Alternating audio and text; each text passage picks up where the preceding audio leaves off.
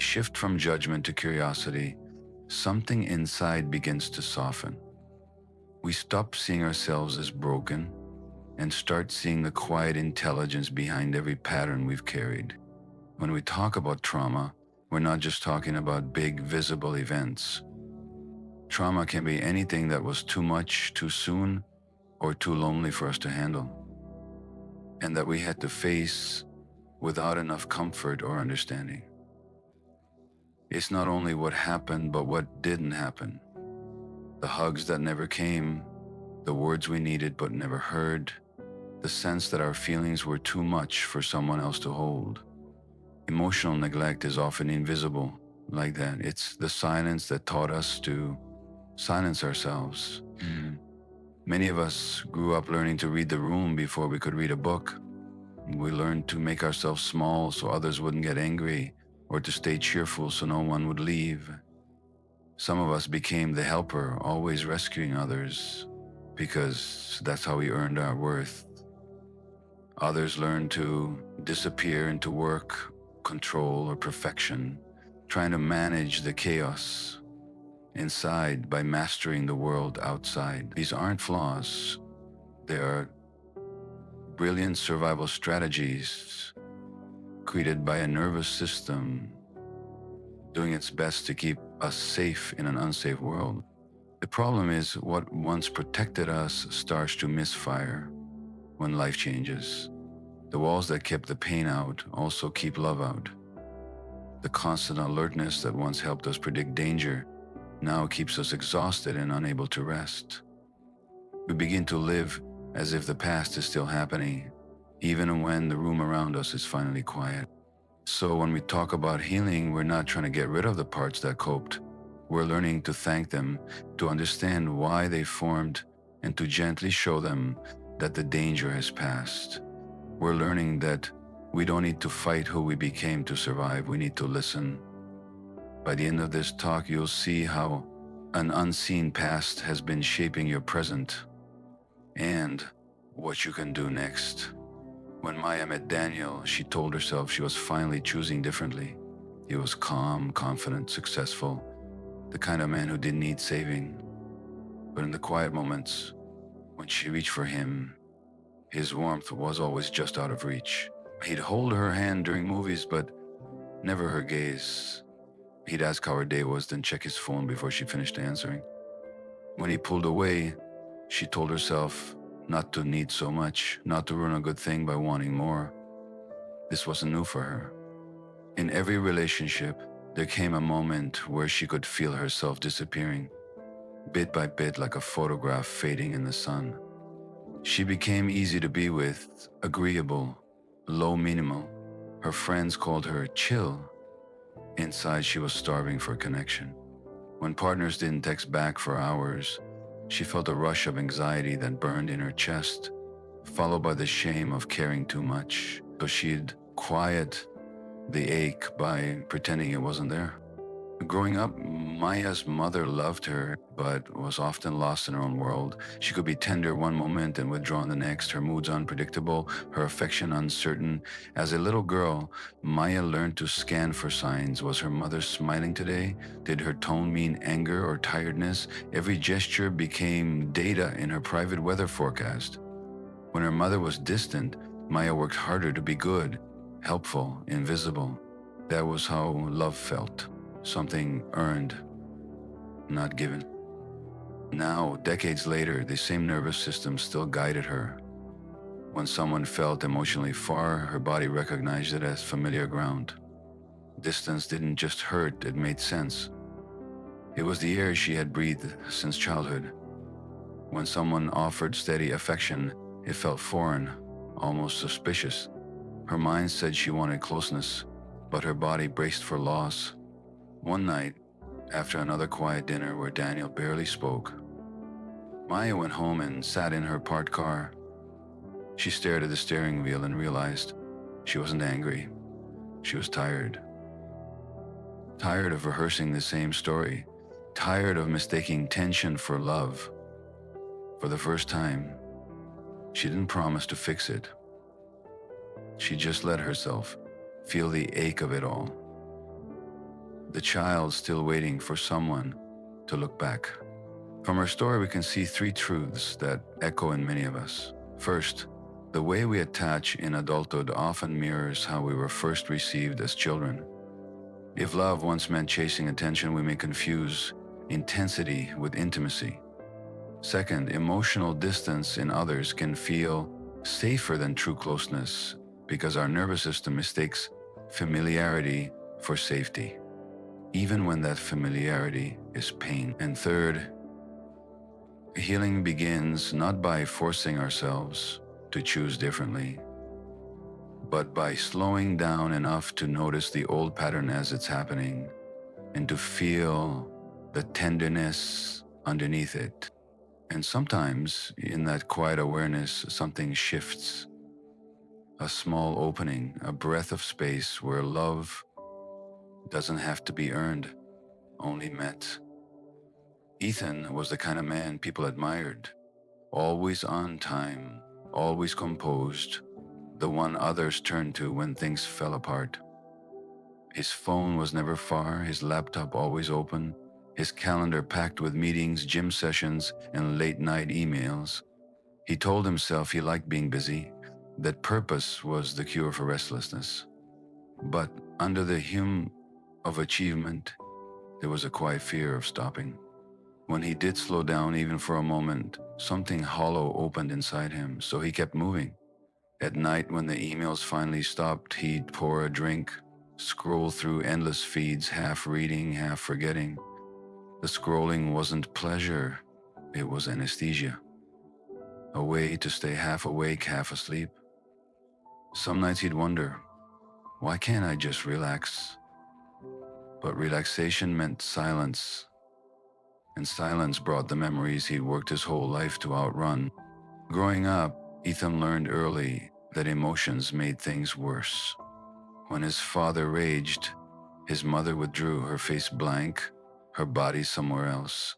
There was no room for his tears, no space for fear or need.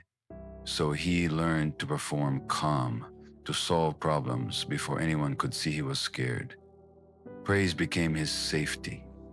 Accomplishment became his proof of worth. Each success was a momentary relief from the whisper inside. Don't fall behind, don't slow down, don't feel. To the outside world, he was thriving. Inside, he was quietly disappearing beneath the weight of his own competence.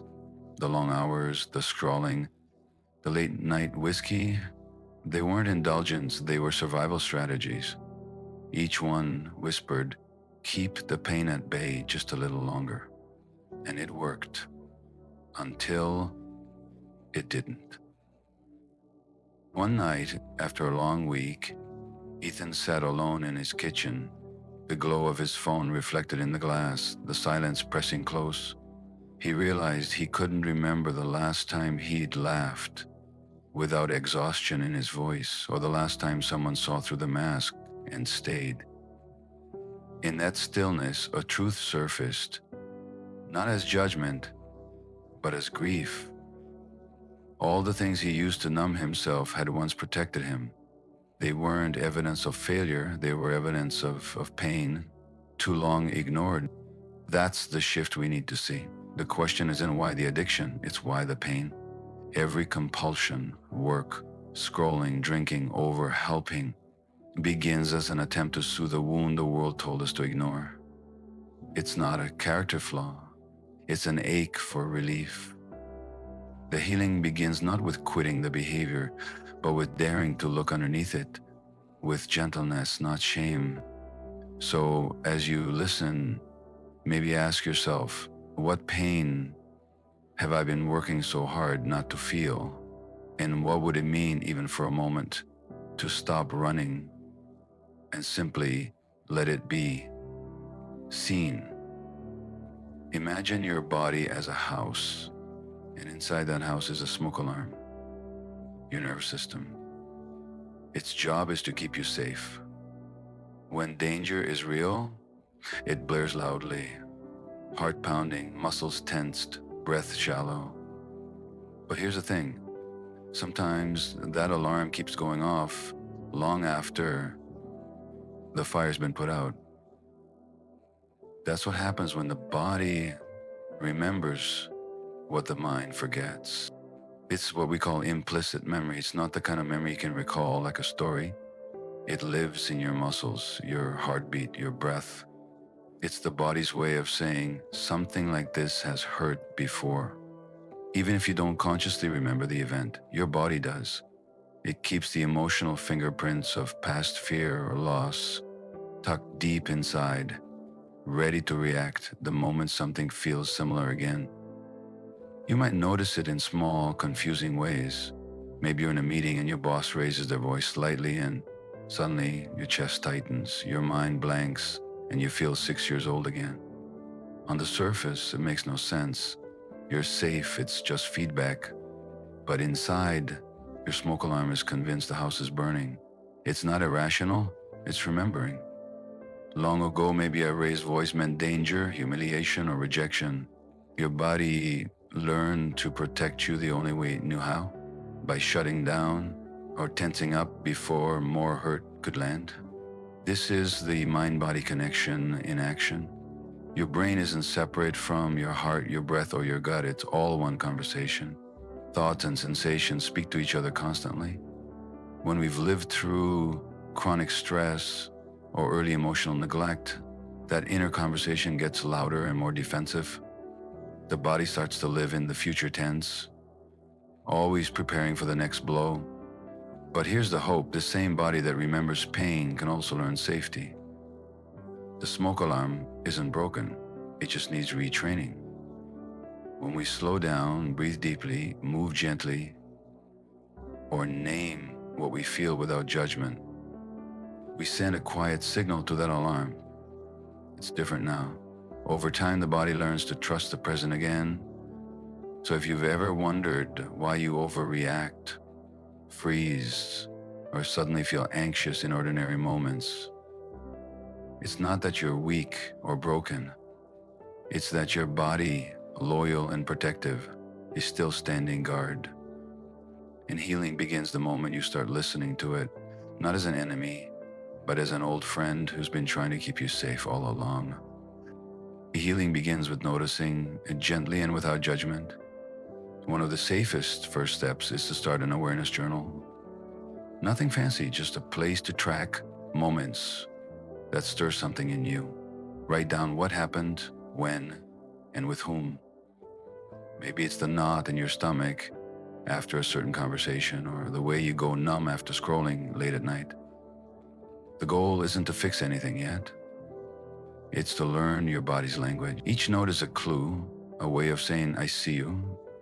Over time, this helps you recognize patterns that once lived below awareness. When a trigger appears, try meeting it with compassionate inquiry, simple questions. Ask with warmth, not interrogation. What might this feeling be trying to protect me from? When have I felt this before? What do I need right now to feel a little safer? The power of these questions isn't in finding perfect answers. It's in pausing the automatic shame loop and turning toward yourself with curiosity. You start to replace self-blame with understanding, and that changes everything. In the moment when emotion surges, choose one somatic pause, a small practice that brings your body back into the present. This might mean taking a slow breath in through your nose and exhaling twice as long, placing a hand on your chest, feeling your feet on the floor, or looking around the room to name 5 colors you see. Each of these tells your nervous system, you're here and you're safe enough right now. Even 10 seconds of grounding can interrupt the old pattern of spiraling or shutting down. This week, practice one simple boundary. It could be not answering work messages after a certain hour, saying, I need a moment when you feel overwhelmed, or leaving a social situation when your body says enough. Boundaries aren't walls, they're gentle fences that teach your system safety through action. Every time you hold one, you send the message, my needs matter. And don't do this alone. Reach out for one safe connection, a friend who listens without trying to fix, a support group where others understand, or a therapist who helps you unpack what's surfacing. Healing relationships are the antidote to wounding relationships. Being seen and met with empathy reteaches the body what safety feels like in connection, not isolation. Each of these steps, awareness, curiosity, grounding, boundary, connection, works together to help your body trust that the present is different from the past. They aren't quick fixes, they're gentle acts of reparenting yourself, one breath, one choice at a time. If you find that your memories or emotions feel too heavy to hold alone, it's wise and brave to reach out for professional support. A licensed therapist or counselor trained in trauma care can help you explore this safely at a pace your body can handle. Think back to Maya reaching for love that stayed out of reach, and Ethan running from silence that felt too loud. Different stories, same ache. The body trying to finish an old story it never got to complete. Healing doesn't mean erasing those roots, means letting new light find its way through them. Imagine roots cracked and tangled beneath the soil. Damaged, yes, but still alive. And from those cracks, a thin ribbon of light begins to rise, slow but steady. That's what this work is. Noticing one breath sooner, softening one reaction, saying one small no that protects your peace. Change isn't a leap, it's the gentle rewiring of trust. Safety comes first. Tiny wins count. Every flicker of awareness is light breaking through the ground, reminding you you were never too damaged to grow. Take a breath. You've walked through some tender ground. The places where love once hurt and coping became survival. But you're here now, aware, listening, beginning to meet yourself with the same gentleness you've always given others. Healing doesn't happen in grand awakenings. It happens in the quiet, ordinary moments when you choose not to abandon yourself again.